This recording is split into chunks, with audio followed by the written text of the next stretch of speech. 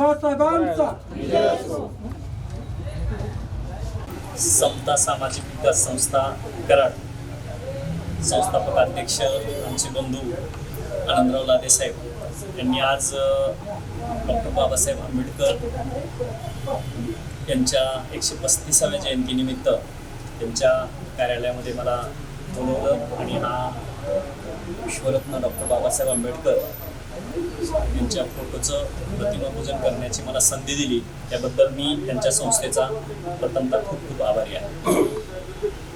आज मी जे काही वर्दीमध्ये उभा आहे ते विश्वरत्न डॉक्टर बाबासाहेब आंबेडकर यांनी लिहिलेल्या राज्यघटनेच्या माध्यमातून इथं तुमच्या कराडकरांची सेवा करण्यासाठी त्या खुर्चीमध्ये बसलेलो आहे.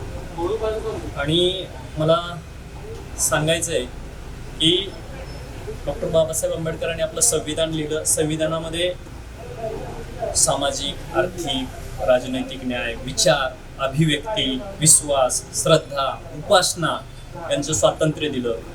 आणि हे स्वातंत्र्य देताना सर्वांना समान संधी दिली, समानता दिली. त्याच्यामध्ये बंधुता दिली, एकात्मता दिली, राष्ट्राची एकात्मता दिली.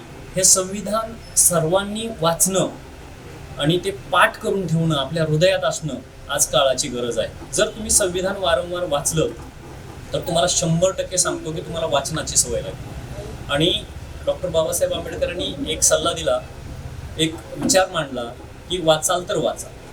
तर मी असं म्हणेल, सगळ्यांच्या परवानगीनं मी अगोदरच सांगितलंय की जर तुम्ही नाचून मोठे होणार असाल त्याच्यापेक्षा तुम्ही वाचून मोठे व्हा.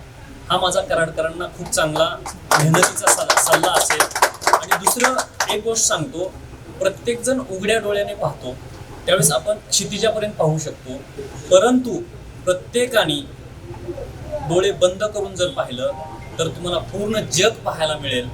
आणि जग ज्यावेळेस पाहायला मिळेल त्यावेळेस तुमची विचार करण्याची शक्ती ही 360 डिग्रीमध्ये जाईल.